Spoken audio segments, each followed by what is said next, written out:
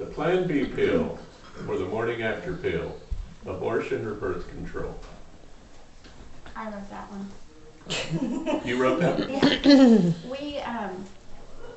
We have to send that in now at work for the girls when they call and ask for it, and it's been a big debate in our office the past couple weeks, whether it's birth control or abortion.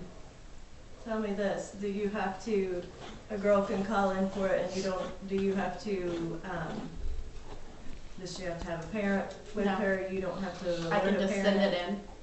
Yeah. Yep. Okay. Let's take It's in a a pediatric Oh, office. I know. One doctor's way up And we right actually now. have one doctor who refuses to do it, and it's kind of a Amen. big issue right now.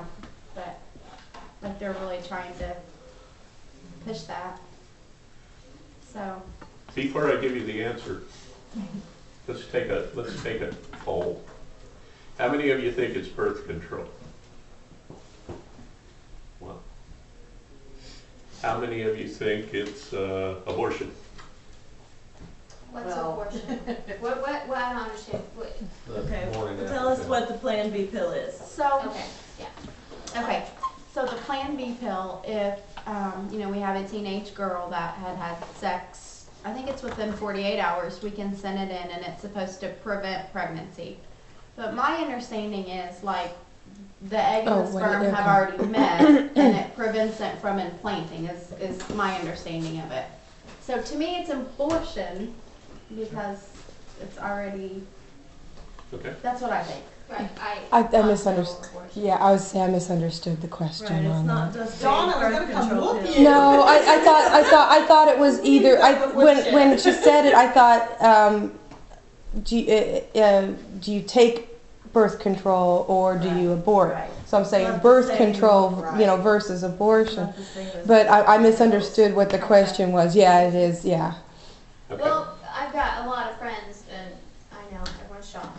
That I just put it out there for somebody else to get. Okay, everybody that I know that has had to take that pill, I've heard them say, "Well, I did this last night, and I forgot a condom, or I forgot to take my birth control. So I'm gonna go get this pill, and it'll kill the baby before it gets born, so I don't have to worry about aborting it when the baby gets older." And I've heard a lot of people say that.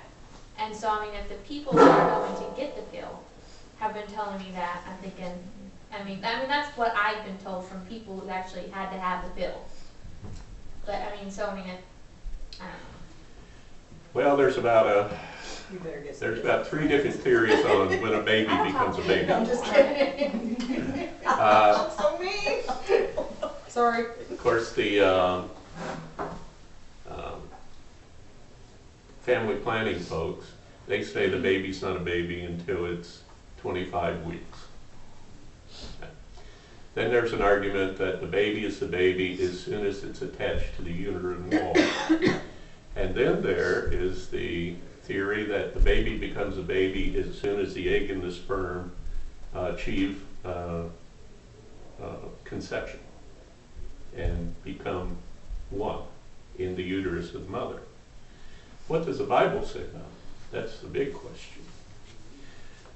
And both Job and one of the prophets, I forget which one, I think it was maybe Jeremiah, but both of them said, "You knew me even before the foundations of creation was laid."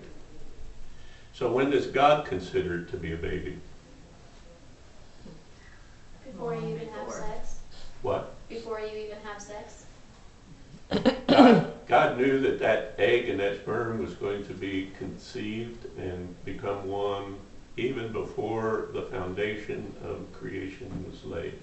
So God considers it a baby even before creation was here. Okay? So what is the bottom line on it? The bottom line is, why do I need the why do I need the next day pill or the next morning pill if I'm following the moral code of the Bible? Why do I need it? I would never need it. And then there's the argument of rape and all that, and we can go on for weeks on those debates. But the bottom line is, if you follow the guidelines of morality set down in the Bible, you're never going to need the morning after pill. And if you don't, you may have to consider that. The last argument I want to make is, what about the rights of the unborn? What about the rights of the innocent who didn't have any part in this? Who's going to stand up for the rights of the baby? He can't argue his own case. He can't hire a lawyer.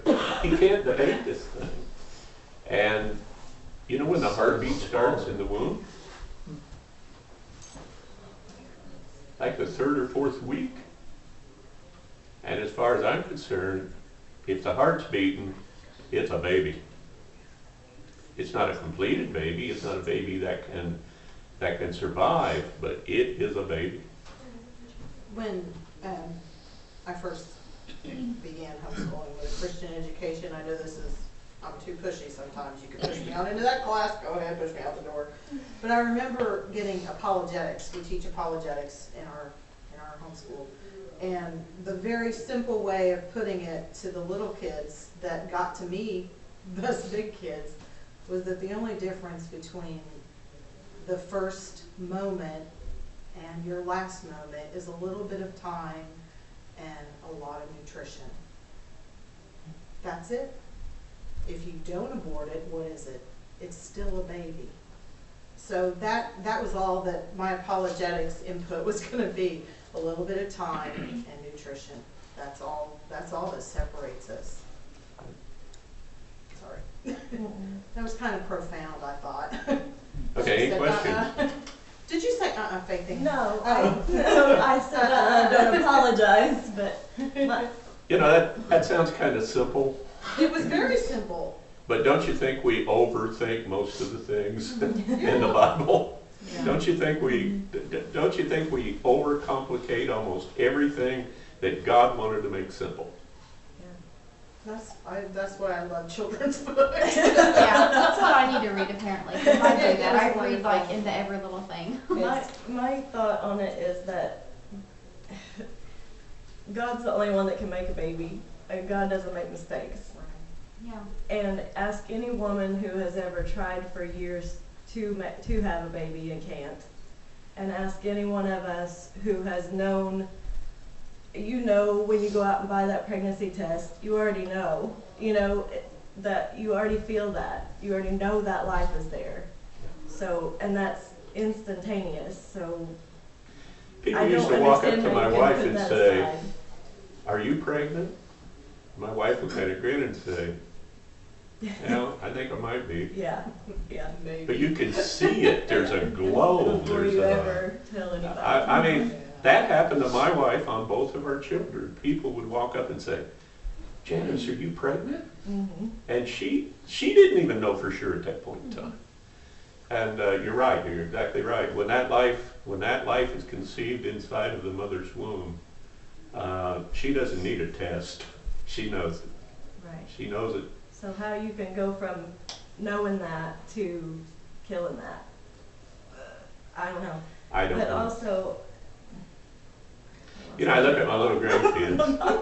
it went. No, I lost it. I look at my little grandkids and I think, how could anybody do this? Oh, God. The people who, like when it wasn't an accident, when it wasn't a teenager, like if it's a Down syndrome case or a, severely handicapped case, something like that, God didn't make that accident either. I don't know, and people have other opinions on that, but that's another gift to you, and people might call it a challenge to you, but parents of Down syndrome babies are so blessed by them. They're so sweet. They're so special. And He reveals so many gifts through them that other parents don't get, and it's not an accident. It's not God doesn't make accidents. Okay, well, that's a loaded question because there's always somebody in the room that maybe made that mistake. And I know for us, I would love to have another baby in a heartbeat. I'd do it in a heartbeat. But I know a lot of people that, you know, they do have abortions, and I'm like, just have the baby and give it to me. You know what I mean? I mean, exactly. there, There's and thousands there are, of people who would. and there's millions of people. I mean, absolutely millions of people that would take that baby in a heartbeat. The problem is now is to be able to adopt a baby. It's so expensive to be able to adopt a baby, and so it's just. They will even pay you to carry the baby. Yeah. They want a baby so bad. Oh yeah, that's expensive too. Check into it. But we also need to be sensitive because people make mistakes and they get bad counseling. And if we know a person who out of desperation or out of ignorance, not knowing how to make that decision, makes the bad decision,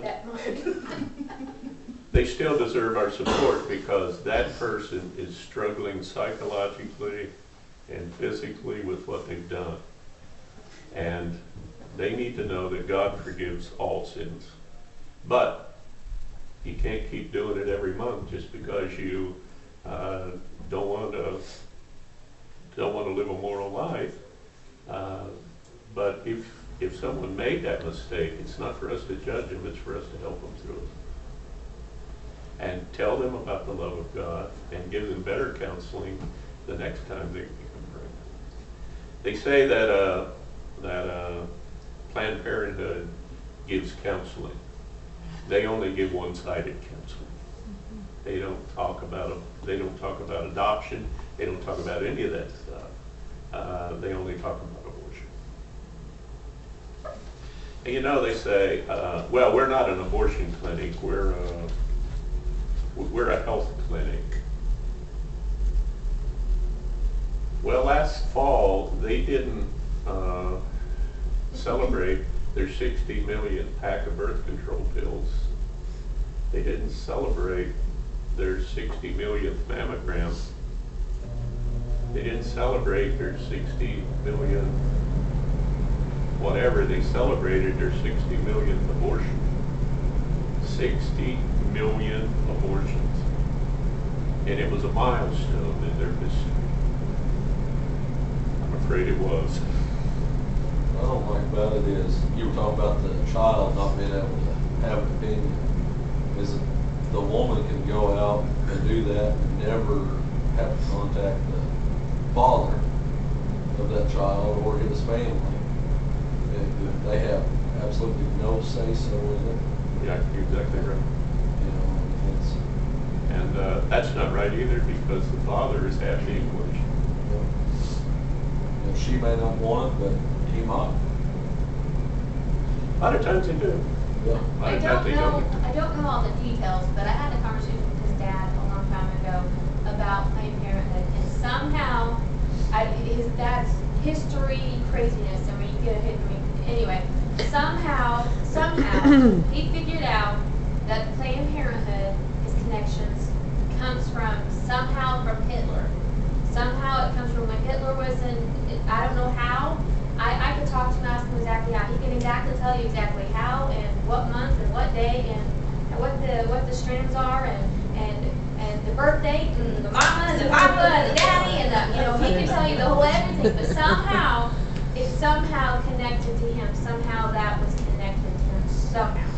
But I just always thought that was interesting. I honestly don't know how. I'm sorry I don't have the details, but Makes sense. yeah. I never heard that, and I can't comment on it because I don't have any information. But I guess it wouldn't surprise me. But that explained a lot of it. Okay, Proverbs 14, verse 24, and it's Alicia's turn to read. The wealth of the wise is their crown, but the folly of fools yields folly. All right. I thought wealth was generally a problem. How could it be a crown? They wear it proudly.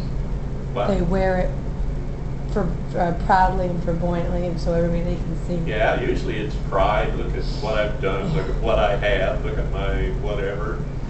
Jesus said it is easier for the camel to go through the eye of the needle than it is for a rich man to get into heaven. So why is this saying the wealth of the wealth is a crown? It's knowledge, right? Pardon me? Is it knowledge, like the wealth of knowledge? Read the verse again. Alicia, read the verse. The wealth of the wise is their crown, but the folly of fools yields folly. Okay? She said knowledge. The wise man has the knowledge and the strength and the wisdom to use that wealth wisely. And it becomes his crown. It becomes, he's generous. He supports good things. He helps people in good ways with his. If you go back in the Bible, the rich young ruler came to Jesus, and the rich young ruler said, what do I need to do to get into the kingdom of heaven? And Jesus said, follow the commandments. Remember what he said? I've done that since I was a little boy. I've done that since I was a little boy. Jesus said to him, well then go away and give away all that you have and to the poor and come and follow me. What do you think Jesus did there? Was he teaching against wealth? This guy had made a statement, I followed the commandments since I was a little boy. I've lived a perfect life. And I think Jesus looked at him and had compassion on him, but he said, well, okay, let's take the first commandment. Have no other gods before me. Go and sell everything you've got, give it away to the poor, and come and follow me. And the Bible says what? What happened? He went away sorrowful. He couldn't give up his other God. He couldn't give up the money. And so he hadn't even followed the first commandment. Now, a couple days later, he's walking along in Jericho, and Zacchaeus comes, and Zacchaeus says, come to my house and eat. He was a tax collector. And tax collectors were considered to be the worst of all sinners. They were crooks, they broke arms, they broke thumbs, they took the milk away from the baby. They did all this stuff, okay? And Jesus looked at him and said, okay. Because Zacchaeus said, if I cheated anybody, I've paid him back 3 times. If I've done this, I've done that. If I've done this, I've done that. And Jesus said, salvation today has come to this house. He didn't make Zacchaeus give up a nickel. Not a nickel. And he was a filthy rich man. But he also repented of all the bad that he had done. And he wanted to use his money for good after that. And Jesus said, basically, keep your money. Let's eat. Now, on the one side, the money was a problem. On the other side, the money actually brought him to redemption because he realized the wrong he had done. So, for the wise man, money is a crown. For the fool, money is usually foolishness and leads them to destruction. 25. A true witness delivers souls, but a deceitful witness speaks lies. Okay. How does a truthful witness save lives?